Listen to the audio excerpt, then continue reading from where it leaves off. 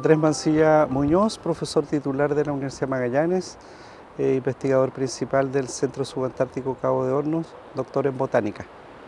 Nos encontramos en el Instituto de la Patagonia y vinimos a conversar con Andrés Mancilla Muñoz, que acaba de presentarse en pantalla. ¿Cómo estás, Andrés?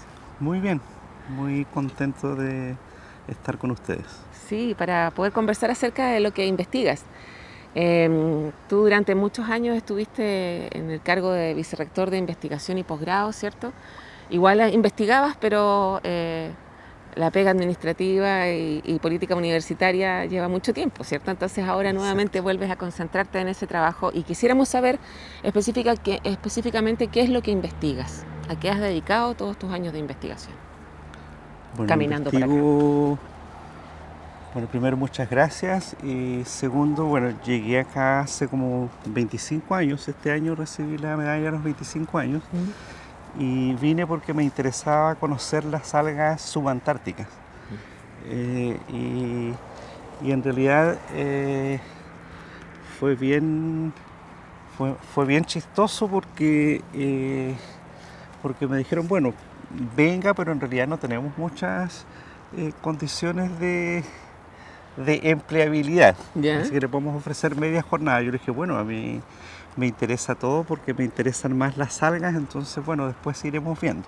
Claro. Así que vine, había terminado mi doctorado en Brasil y este era un punto donde las algas habían sido estudiadas, pero en forma muy puntual, era casi como en verano, gente que venía, investigadores que venían, iban a la Antártica o en Magallanes y colectaban, pero después nunca más volvían, entonces no había un trabajo sistemático, Claro. de las algas. Entonces era muy importante posicionarlas porque aquí se trabajaba principalmente con especies de interés comercial, pues, centolla, erizo, ostiones, pero las algas eran como maltratadas.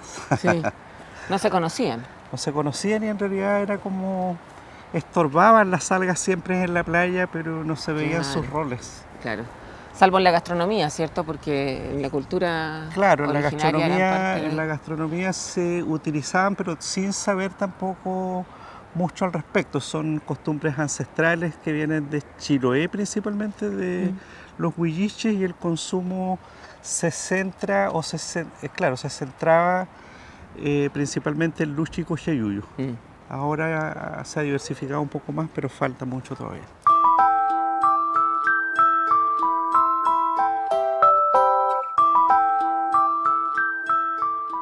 ¿Cuál es la definición que tú compartirías con la gente que no se dedica a esto de investigar de las algas? ¿Qué son las algas? Las algas son vegetales como las plantas terrestres, pero que viven en el mar, pueden vivir en agua dulce también, en estuarios, y la semejanza principal con las plantas terrestres y los árboles es que hacen fotosíntesis. Entonces todos los organismos que hacen fotosíntesis son vegetales, sean macroscópicos, microscópicos. En el caso de las macroalgas son macroscópicas, nosotros las vemos cuando vamos a la playa. Y la diferencia es que no presentan una complejidad estructural tan grande como las plantas terrestres. Las plantas terrestres han evolucionado, entonces nosotros vemos, por ejemplo, las hojas, vemos los troncos. Las hojas, si las observamos al microscopio, tienen estomas que les permite intercambiar gases con el medio ambiente, tienen una nervadura que uno las ve si las coloca en una ventana, por ejemplo.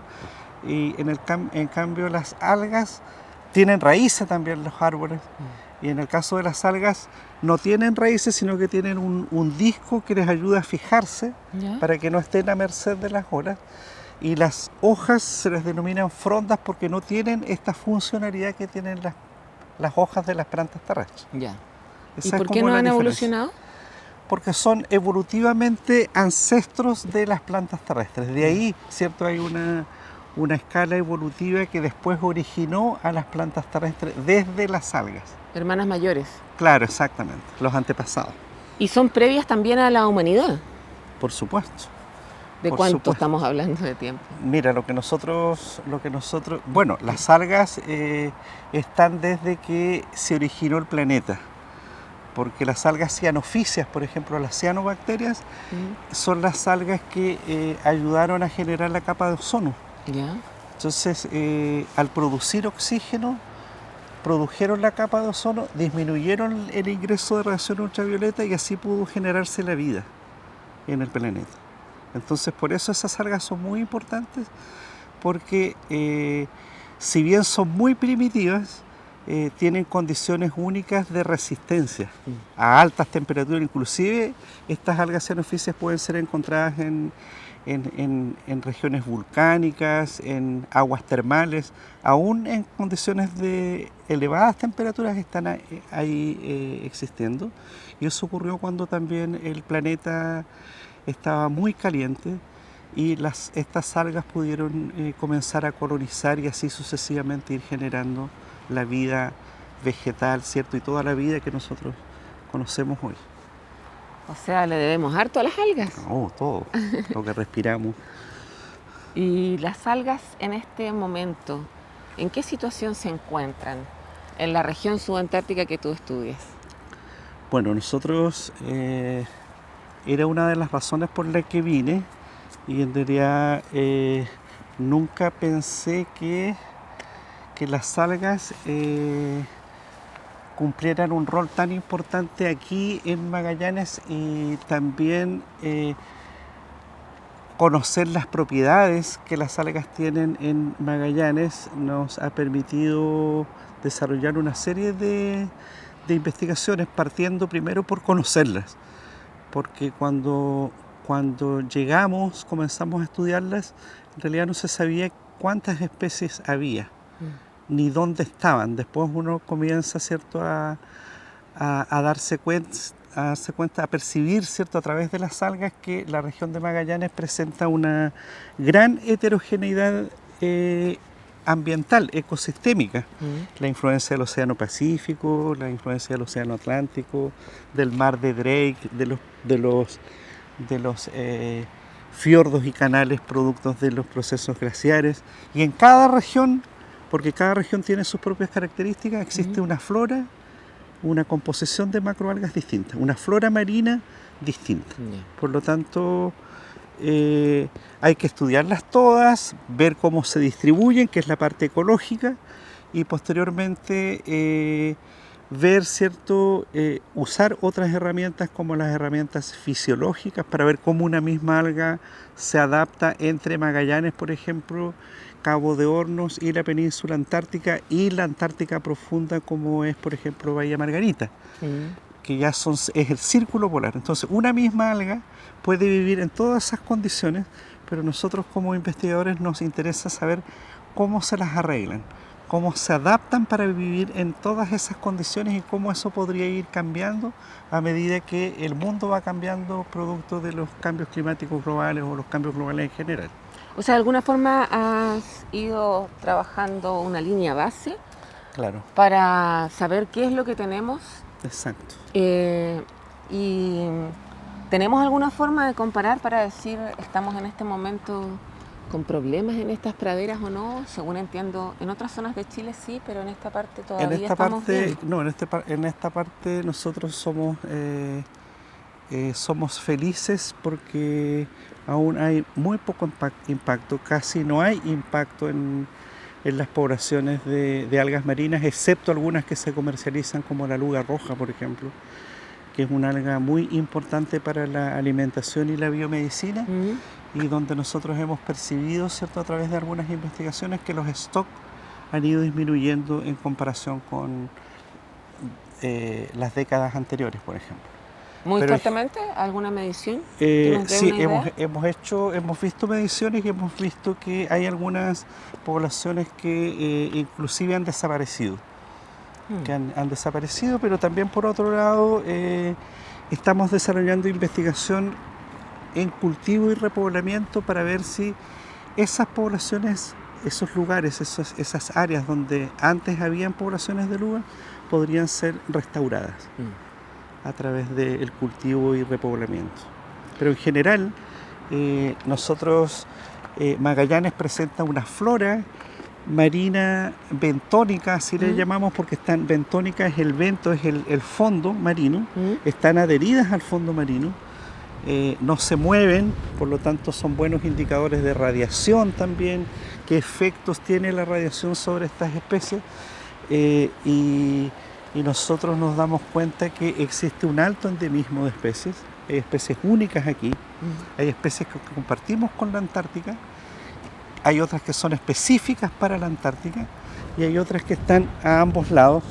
Entonces hay similaridad, disimilaridad, compartimos especies con las islas South Georgia, Falkland o Malvinas, otras con la región de los lagos con el resto de Chile, otras son cosmopolitas y están en todas partes, en fin.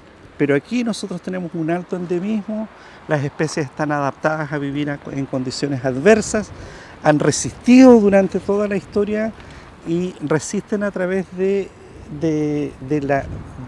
la capacidad que tienen de biosintetizar moléculas, como por ejemplo antioxidantes, que después los utilizan los erizos, todos los herbívoros, inclusive nosotros, porque comemos erizo, entonces esos antioxidantes son también buenos para la salud humana, y así estamos trabajando en varias áreas, desde la taxonomía, que es saber qué hay, como el estudio base que tú dices, la ecología, cómo se distribuyen, ¿cierto? Y todo lo que son los estudios fisiológicos para ver cómo se adaptan entre la parte subantártica y la Antártica, y después ir utilizando otras herramientas moleculares, por ejemplo, para ir viendo ya a nivel genético cómo se diferencian determinadas especies entre un lugar y otro, o cómo identificamos especies que no habían sido descubiertas antes y que no basta solo con mirarlas, sino que tienes que ya entrar a su ADN y poder diferenciarlas a nivel genético. Ahora, taxonómicamente, ¿tienes cifras que nos permitan conocer dimensiones de cuántos tipos de algas estamos hablando en sí, la alrededor de 300 especies para Magallanes. 300. Alrededor de 120 especies para la Antártica. ¿Ya? Y aproximadamente el 50% de las algas que existen en todo Chile están aquí, en Magallanes. Pero además con muchos endemismos. Claro, lo que quiere decir que son de acá, solo de acá. Solo de acá. ¿Cómo se investiga, Andrés, todo lo que nos estás contando? Bueno, con muchas ganas. Eso es lo más importante. Yo creo que si tú tienes ganas, tienes la vocación, te dedicas a hacerlo, y en eso obviamente no hay horarios ni fines de semana, porque es algo que a ti te encanta, entonces no te pesa. Y en eso también yo creo que es muy importante la comunidad científica nacional e internacional y los estudiantes. Creo que los estudiantes que nosotros formamos, que son muy buenos estudiantes, han sido clave en mi caso para poder avanzar, porque si no, solo no puedes abordar, harías lo mismo que hacían las personas hace el siglo pasado, los científicos, en que colectan una muestra y después vuelven en no sé cuánto tiempo más, si es que vuelven.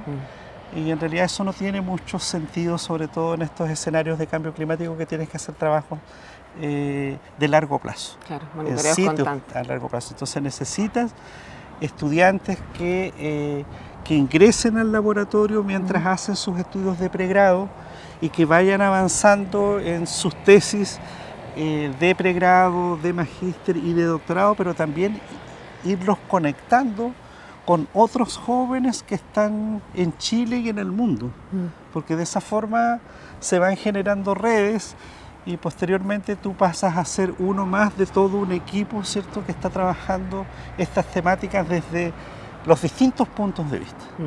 O sea, hoy día tú puedes estudiar las algas desde el punto de vista biomédico, alimenticio, desde el carbono secuestrado para mitigar el efecto invernadero.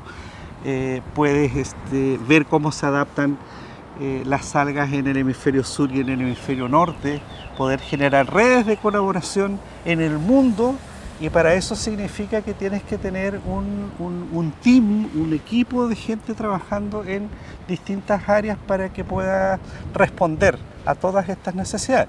Pero al mismo tiempo también trabajar con la sociedad, con la comunidad, porque en el fondo nos debemos a ellos. O sea, nosotros estudiamos, investigamos con platas públicas del Estado. Y por lo tanto no podemos perder de vista que nos debemos a la sociedad.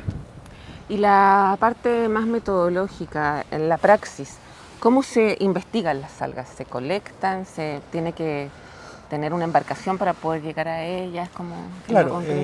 Claro, hay distintos métodos dependiendo de tu pregunta, qué es lo que quiero estudiar, por ejemplo, con el carbono secuestrado por las algas. Entonces ahí lo que tú tienes que ver primero es dónde están esas algas. Tienes que dimensionar la cantidad de algas que hay en un determinado lugar. Tienes que comparar si hay diferencias entre Última Esperanza, Magallanes, Tierra del Fuego, Cabo de Hornos. Por lo tanto, necesitas ir a esos lugares.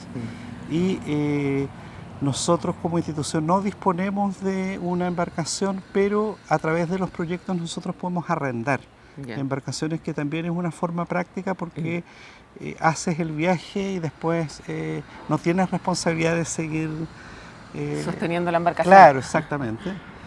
Y ahí también la Armada, la Armada, la Tercera Zona Naval o DISNAVE en el canal Beagle nos apoyan muchísimo. Yo creo que vale la pena mencionarlos, que ellos juegan un rol muy importante en la investigación científica subantártica, antártica.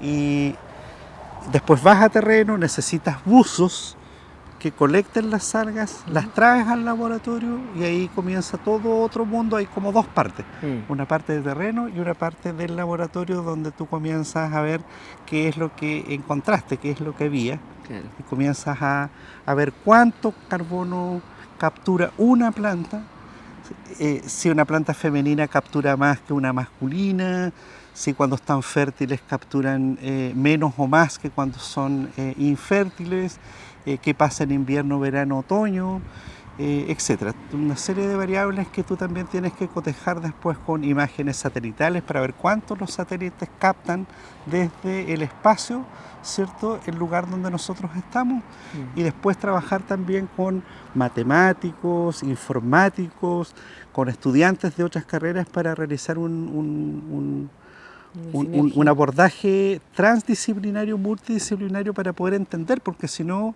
respondes como un 1% de la pregunta. Claro. Entonces es necesario juntarse y trabajar en equipo.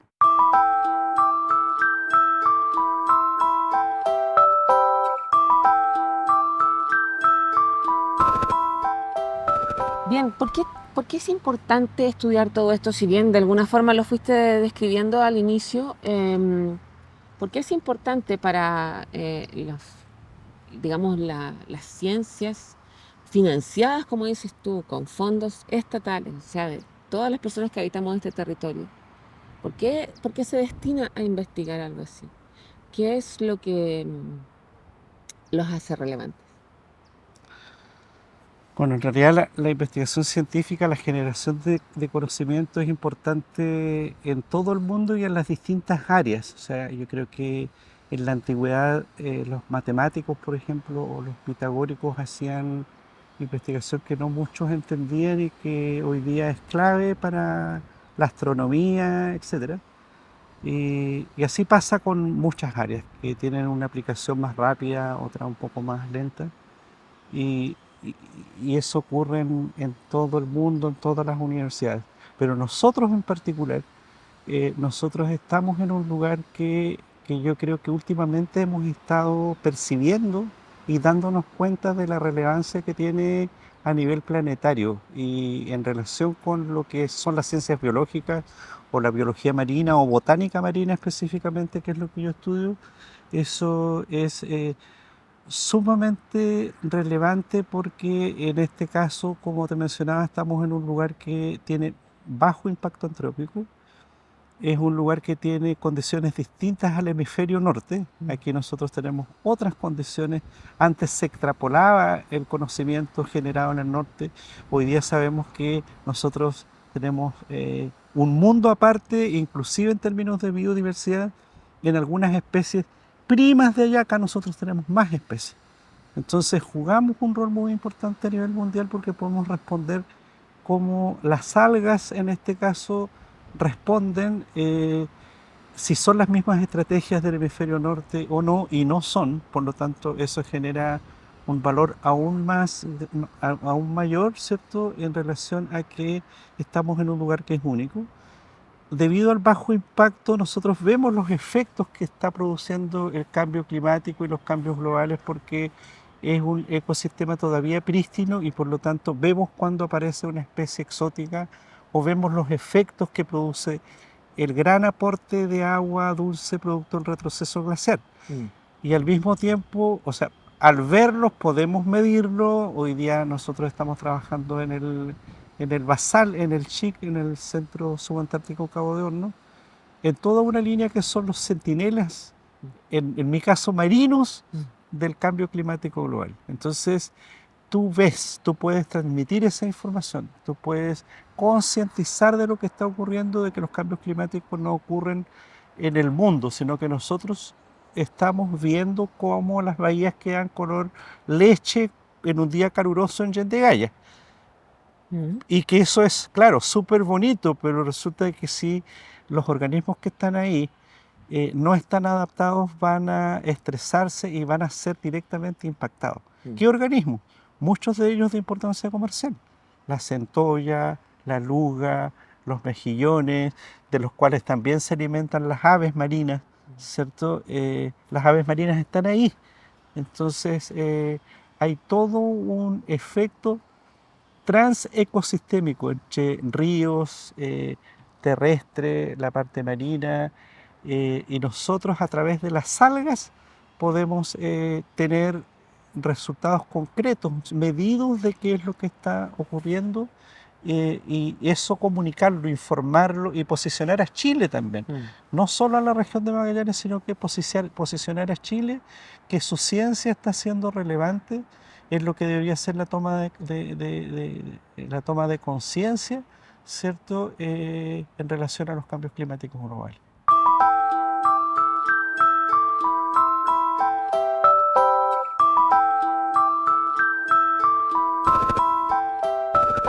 Y precisamente a propósito de eso y de la siguiente parte de esta conversación que tiene que ver con la divulgación, me gustaría preguntarte por qué parte de todo esto que me estás contando pudiste transmitir en la reciente reunión COP28 que se realizó en Dubái y a la que asististe como uno de los representantes, de los pocos representantes en Chile de las ciencias. Em, Porque me imagino que esa fue una oportunidad para conversar con las personas que toman decisiones. Entonces, la oportunidad de divulgación ahí era importante. Sí, es una gran oportunidad y ahí quiero aprovechar la oportunidad que se lo dije al ministro de Medio Ambiente, de Relaciones Exteriores, perdón, Mm. de, de la oportunidad que existe en la investigación regional de regiones claves como Magallanes, de participar en estas discusiones porque Chile de repente participa, pero me da la impresión de que no dimensiona lo que nosotros estamos haciendo, por ejemplo, desde Magallanes, en el contexto de escenarios de cambios climáticos. Y así que agradezco la invitación, pero también agradezco la, la sugerencia del gobierno regional. El gobierno regional sugirió al Ministerio de Relaciones Exteriores que me invite y participe, y por lo tanto yo creo que es una gran oportunidad. Nunca había participado un académico de una universidad como la nuestra, así que yo creo que uno va representando al país, a la región y obviamente a la universidad y al Centro Subantártico Cabo Horno, que también represento. Y la idea fue relevar los bosques de algas, las más de 300 algas que tenemos, pero con especial énfasis en las algas pardas, en los bosques de algas pardas, los bosques submarinos de algas pardas, que presentan su distribución en el mar de Drake. Lamentablemente no cruzan a la Antártica, pero bueno, así es, así es su ciclo, y eso no se sabe. O sea, se conocen los bosques submarinos de todo el mundo, y los de acá de Chile están bastante a mal traer porque ha habido un impacto muy grande en los bosques de algas de la región centro-norte de Chile. Ha habido una devastación, ¿cierto?, a través del barreteo de toda la diversidad, y nosotros aquí estamos jugando un rol importante para el mundo, secuestrando carbono con los bosques que son sumamente relevantes. Entonces esa información es dada a conocer en los foros, en los pabellones que llevan los distintos ministerios, y bueno, hay una cobertura comunicacional tremenda, y existe la posibilidad de generar vínculos con otros investigadores. Recordar que la próxima COP va a ser en Brasil, y por lo tanto nosotros, como tenemos muy buena relación con Brasil, esto también fue una excelente oportunidad de planificar, ¿cierto?, agendas que trabajaremos en conjunto con ellos antes de, porque yo creo que la gracia está en cómo nosotros nos preparamos para presentar, ¿cierto?, resultados que sean valiosos para el mundo. Y desde el hemisferio sur, nosotros con Brasil, o Brasil con nosotros, que son una potencia en la investigación, podemos generar un programa que tenga relevancia mundial desde el hemisferio sur, desde el sur-sur del hemisferio sur, y desde aquí, desde Cabo de Hornos, ¿cierto?, con todo el trabajo que está haciendo el CHIC y la Universidad de Magallanes por más de 20 años que estamos trabajando en esto. Y también los dos grandes hitos que nosotros hemos hecho y que tampoco se conoce mucho en Chile, que es la declaración de la creación de la Reserva de Biosfera Cabo de Hornos, el reconocimiento por UNESCO, una vasta región, ¿cierto?, conservada, donde están los bosques secuestrando, y recientemente el Parque Marino Diego Ramírez Paso Drake, en el mar de Drake, que le entrega proyección antártica a Chile y hasta donde llegan estos bosques. Entonces, por un lado, hemos hecho el trabajo desde el Centro Subantártico Cabo de Hornos con apoyo de la Universidad de Magallanes, pero ayudando, ¿cierto?, indirectamente a Chile en sus compromisos de conservación del océano. Entonces, yo creo que el valor de lo que ha hecho la Universidad de Magallanes junto a los investigadores del Centro Subantártico Cabo de Hornos, el llamado de atención del gobernador Flies sobre el estado de emergencia climática, yo creo que son buenos impulsos. Yo creo que hay que seguir avanzando, pues esto es grave, y por lo tanto tenemos que súper ocuparnos, más que preocuparnos. Claro, divulgar entre personas que toman decisiones Exactamente. y la población en general también. Eso. Y para eso sirven estos programas, así que muchas gracias, Andrés, por esta conversación. Gracias a ustedes, y estamos a disposición. Un millón de gracias, porque ustedes nos ayudan a divulgar cosas que a nosotros nos cuesta. Ya, pues. La ciencia da conciencia.